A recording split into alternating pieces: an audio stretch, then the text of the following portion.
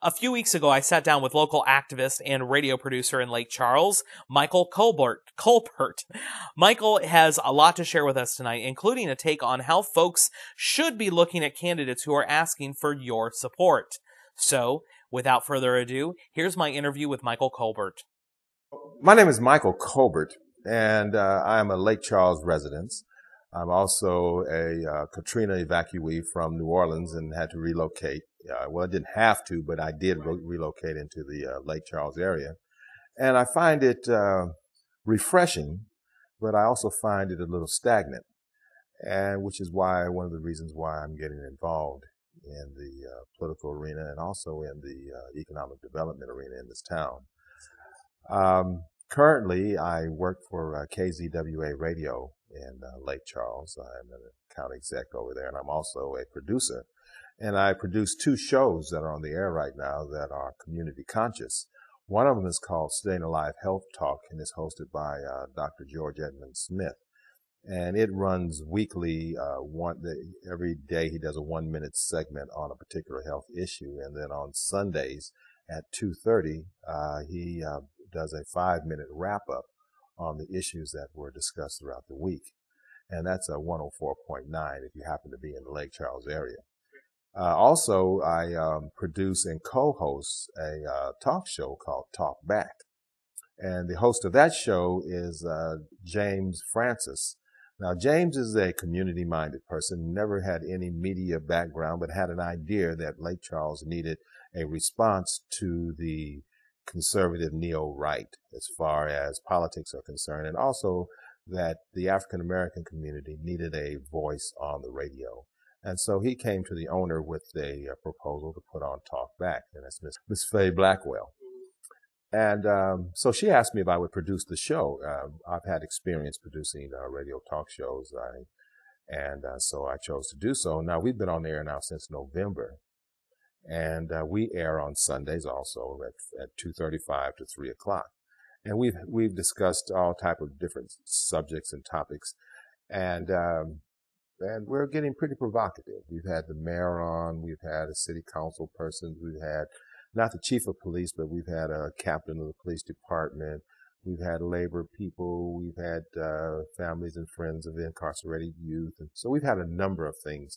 We've talked about the HIV virus in the African American community, how it's in its impact.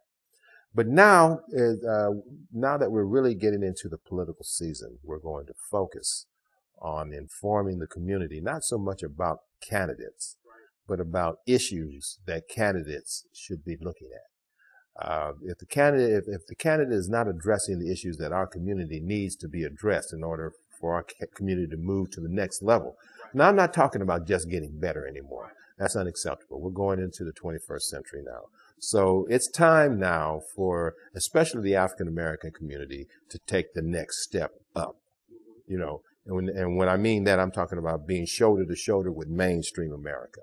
There's no reason for us to be the statistics now that fuels the welfare program, the unemployment programs. We should not be the main numbers in the criminal justice. That's unacceptable anymore. The technology, education, all of those things are in place now. So it's time for us to take advantage of what's happening and what's in place and to move ourselves up. Also, I'm of the frame of mind that no longer should we blame others for preventing us from going where we need to go. And I want to plug this book. This book is called The Covenant in Action. Tavis Smiley, who is a media personality, he and Dr. Cornel West wrote a book called The Covenant with Black America. And basically, it was a number of covenants that needed to take place in order for Black America to go into take that next step. And if you don't mind, I'd like to share what those are. The first covenant is securing the right to health care and well-being. The second is establishing a system of public education in which all children achieve at high levels and reach their full potential. The third is correcting the system of unequal justice. The fourth is fostering accountable, community-centered policing. The fifth is ensuring broad access to affordable neighborhoods that connect to opportunities. The sixth is claiming our democracy. The seventh is strengthening our rural roots. The eighth is assessing good jobs, wealth, and economic prosperity. The ninth is assuring environmental justice for all. And the 10th is closing the racial digital divide. Now, as I interpret those covenants, I don't just see it for Black America. All those are things that Black America needs to achieve. But I think that if Black America achieves these 10 covenants, then all of America will benefit. And this book is the covenant in action. This is the action steps that are being suggested, along with others, in order to make the covenant real. So we're now going to be focusing on Talkback with the covenant. And with that, we also want to begin establishing covenant groups, meeting groups, not only in the Lake Charles area, but within the listening area of KZWA, and hopefully with this interview in the Lafayette area. I want to let everyone know that if you want to get in contact with me and you'd like to participate in the covenant group or participate in the discussion group in order to get some action going, you can reach me on my email address, and that's mjbcolbert, that's Colbert, @yahoo.com. And believe me, I will answer you quickly and assist you in putting together an organization, a group, and see if we can move forward. Hopefully we can get some groups going down here, and then we can get some of the leadership that has put this together, like Mr. Smiley or Dr. West, to come down to this area and meet and greet and assist us in moving forward. What I understand is Dr. West has relatives in the Lake Charles area, that his mother is either from his mother's people are from this area or from the Beaumont area. So it's all, so he has roots here. And I believe that, Lake Charles, when I look at it, it's a gem that hasn't been cut yet. There is plenty of opportunity. Now, if you're looking for work, well, then I suggest that you work at building your own business here. The lakefront development, it hasn't started yet, but once that lakefront development starts, the opportunities in Calcasieu Parish and Lake Charles is going to be amazing, truly, truly amazing. And you don't want to get involved on the job side of this. You want to get involved on the business side of this. And this is what I'm encouraging, and this is what I do through my show, I'm encouraging the African American community to be first in developing businesses in the downtown area of Lake Charles, to be first in going and getting a license to build and to develop and to be entrepreneurs. Don't wait for those things to happen and then just come in and be the labor force anymore. Because what's happening now is that we are being aced out of the labor force. So now you have to understand where you stand and take a stand. I used to put on a fatherhood workshop, and one of the things that I used to explain to the men is that, men, you are the tree of the family, and where you plant your roots, it will depend on what type of man you are. Because if you plant them in shallow soil, then the wind blows and you'll fall for anything. So we've got to understand that this is a community that's on the up. It may not look like it now, but it's on the up, and it's time to really, really get involved, especially on the entrepreneurial and economic development side of it. Not as employees, but as employers. Absolutely. Taking those ideas, taking those seedlings, yes, nurturing them and actually helping build them. Absolutely. Getting people to buy into your dream. Absolutely. Absolutely. And one of the things that we also have to remember, though, is that even as business owners, we have to give back to the community. And the first place we need to give back to is where we're going to get our labor force from. Right. And that's the schools. Yeah. And so the first line of attack that I would suggest especially working through the covenant, is the educational system. We want to make sure, first of all, that all children have equal opportunity to receive a proper education. And then we want to promote from a proper education to an excellent education, because we recognize that we only want excellence coming out of our schools, working in our businesses. That's first. And second of all, we have to encourage the parents of our children to get involved, to really, really get involved, even if it means re-educating themselves and joining in with their children in the educational process. Well, and sometimes it takes that. I mean, when you look at an individual that's even my age, you look at someone who's in their late 30s, okay, and you talk to them, they didn't have computers in schools. No. So learning what your kids are learning will help you as well. Absolutely. And it's not new. The high dropout rate of African Americans is not new.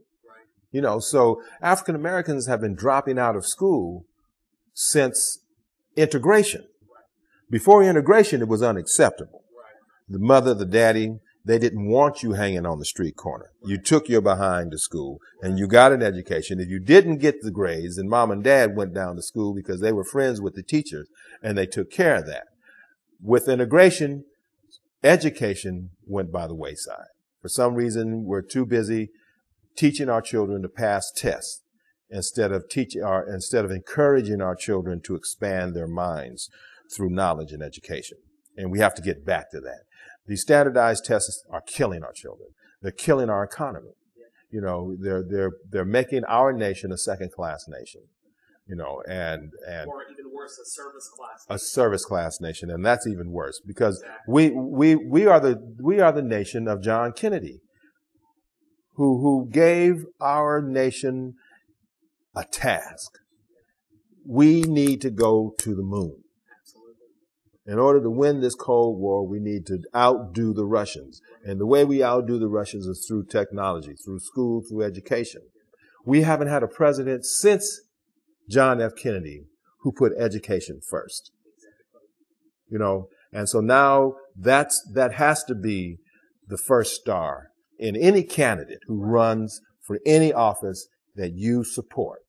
If education of your children and of the children in your community is not a top priority, then that person is not doing you any good. And they don't have to run for school board to be involved in education.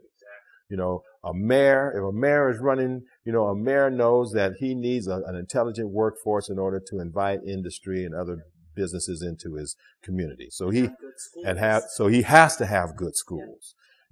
A legislator, they are the ones who allocate the money to the school systems. So they have to be behind that. Absolutely. Your city council persons, they live in districts where they have to have policing in order to make the community safe. Well, if you had children who were in their homes doing their educations or behind a computer somewhere doing something or in some study group or some civic group doing good in the community, can you imagine what the police budget would look like? Right. It would be drastically reduced because you wouldn't need that anymore. We have a criminal justice system where 33% of those who are locked up in prison are African American. That is totally 100% unacceptable. There is no way that a nation of people can accept that, and it is no longer, as I said earlier, no longer the responsibility of the other culture to do something about that. Those are our sons, our daughters. So we must be responsible for them. We have to take back responsibility for our community. Well, one of the examples in this book is that the mayor of San Francisco bought into this lock, stock, and barrel. And he's not even African American.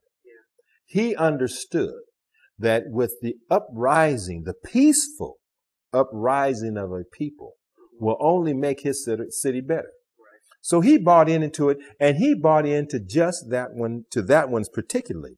And what he has done is that pardon me? Free Wi-Fi. Free Wi-Fi. Absolutely. So you're familiar with Gavin it. Newsom, yeah, Yes. absolutely. Well, what he did is he took 5 projects in the San Francisco area and have made them computer zones. I mean, they've connected internet disk where it's broadcast throughout those projects, and 5 blocks on either side of the projects are able to get their signals. And then he set up computer centers in those projects and made them available to all of the residents. And I believe in some of the projects, he put computers in the homes, you know. So if a municipality wants to get involved in this, they can.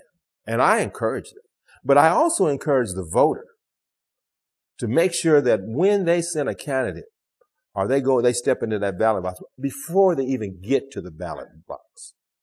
When a candidate announces and they have community forums in which this candidate is addressing the issues, then you want to go with your covenant in hand and say, hey, look, this is what's important to me. Where are you on this? Now, if you are nowhere on this, I will invite you to my house for a cup of coffee, and I'll discuss this with you. And when you leave, the next time we speak, and I ask you that, then I expect you to be able to answer. Well, you know, I'm associated with an organization in California called the Tower of Youth. It's the founder was Dr. Bill Bronston. Dr. Bronston and I, he's a very dear friend of mine. We had at one time we worked for the state of California as civil servants.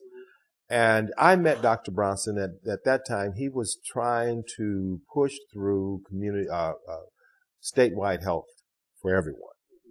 And it fell on deaf ears. We had Pete Wilson wasn't hearing it, and the California legislation wasn't hearing it, but that will come one day, I'm sure.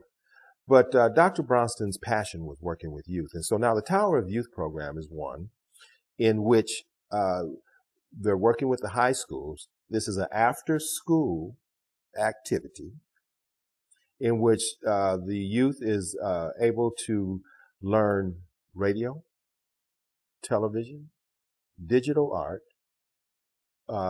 theater, and multimedia. Every year they have a digital movie tournament, contest, in which high school students from all over California, and last year, students from Canada were involved in this. And they submitted 5-minute movies. There are media companies, digital companies in California that were donating the software in order to upload on these computers, these super high computers. I think HP donated computers to the program, to the schools that participated. These other companies donated the software in order for them to use it. And the program now is 10 years old. Last year, I wrote a grant for KZWA to the Department of Education to do a Tower of Youth type program out of KZWA. And what we were going to do is teach radio. And that the outcome of that was to have a online radio station operated solely by student participants. We scored a 97 on the proposal. They only funded programs that scored 99 and above. Now, that same program was supposed to come up for rebidding in March. I haven't seen the RFP yet. They had some money left over from the storm money, and it was $2 million, so it only went to a handful of people. Nobody was fully funded. Now, this is a TANF grant. So, and it was supposed to be $8 million. I'm looking for it because, as you were saying, the digital divide, that is one of the ways we do that. We do after school programs to get folks involved. We encourage, because we have to start with the youth. We have to work with youth. We have to find some way to get them involved. And that's one of the things that I truly enjoy doing. And I want to end with this one thing. I'm originally from Sacramento and moved from Sacramento to New Orleans because that's where I wanted to live out my life. I love that city. And, but the last thing that I did in Sacramento is I owned and operated a micropower radio station. This low watt radio was under 100 watts. When I was operating the station, it was illegal. The federal government would not give us license to operate. But thank goodness to Michael Powell, who was Colin Powell's son. When he was a FCC commissioner, he got the regulation pushed through to allow licensing of low watt radio. Well, right now there's a moratorium on it now. You know, they license it, you know, and then they cut it off, you know, because the big radio stations, the satellite radio, well, they felt threatened. Radio, you know, television is good, but the most powerful tool in any community is radio. Because if you can talk to the people and the people are willing to listen, then you can give them information for them to rise up. And with this radio station, when I first got on the air, there was just three people on, and we were pumping out music and talked for about 8 to 9 hours a day until the hip hop boys heard us. And they knocked on the door and said, well, will you play our music? Well, I told them, I said, well, look, I don't have enough people to play your music. You can come and play your own music. And within 4 weeks, I had guys coming off the corners who didn't want to be on the corners, learning to be DJs. They would spend nights. Their nights are trying to write raps and rhymes and stuff like this so that they can get their record, because that's how they thought if they can get a CD out, then they can get off the corner and be all right, you know. And I taught them how to be DJs. You know, I brought them in. At one time, I had 40 volunteers. 40 volunteers in this little radio station. We went from 5 watts to 45 watts. And we were the hottest radio station in town until the FCC, well, actually until the other radio stations who we were taking the ratings from them decided that they needed to put us off the air. And the FCC threatened me, you know, with my freedom. You know, and I love my community, but my freedom means a lot. I can't do nothing locked up, you know. Yeah. So, but I want to encourage Lafayette to look into community radio. I really do. Also, I want to encourage the youth to look into internet radio. You know, you've got some. Even getting involved with AOC, yeah, with our community access, we have a very huge resource in having 2 channels that air 24 hours a day, 7 days a week, that anyone can come in and produce a television show. And they know you're there. Mm-hmm. Well, you know, I want to help you sell that. I really do. I want the community. Give me your number so I can give them your number to contact you. What is your number? They can call us at 7. Oh God, I don't remember the number. 654-5527. Call this man. 654 5527. If you want to learn television, call this man. You can't see his face right now, but believe me, if you call that number, you will get a response. Get involved. That's the bottom line. You got to get involved. We got to get up off the couches. You know, we got to put the joints down. We got to put the blunts down. We got to put the crack pipes down. We got to put the beer down. We got to put the whiskey down, and we got to get involved. We got to sober up and get involved. And I'm going to end this with this. What is the President of the United States' greatest nightmare? A sober black man. Thank you. Thank you so much, Michael, for taking the time out of your incredibly busy schedule to talk with us. We greatly appreciate it. Not only that, but I learned a great deal from you. We had a great conversation once we turned off the camera, and I can't tell you how much I appreciate all of your help, all of your advice, and all of your enthusiasm to help make this a better place to live. I greatly respect that. You can check out our sister organization's website, and Michael is a big member of that that group, and they are at swlademocrats.org. There you'll find their calendar. You'll probably see Michael at their next meeting, which is usually on the second Thursday of the month. So check them out, check out their calendar, and they'll be able to help you out. Regretfully, though, that is all the time we have for tonight. We'd like to remind you Blue Mondays is on each and every night here on AOC Channel 15. We'd like to remind you to support Free Speech TV and help out. Join AOC. You can actually join and become a member here. We firmly support that. As a matter of fact, we're looking to take on some summer interns.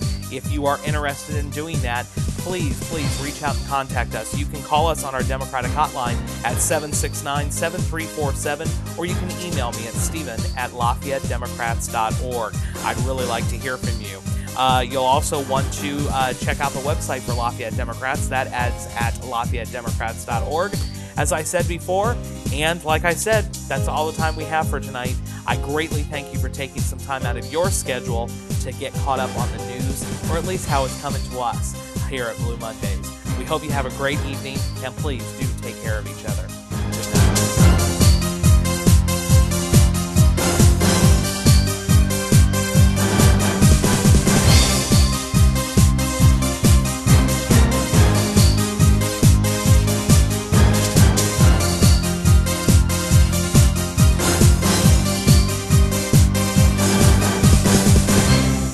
Respect.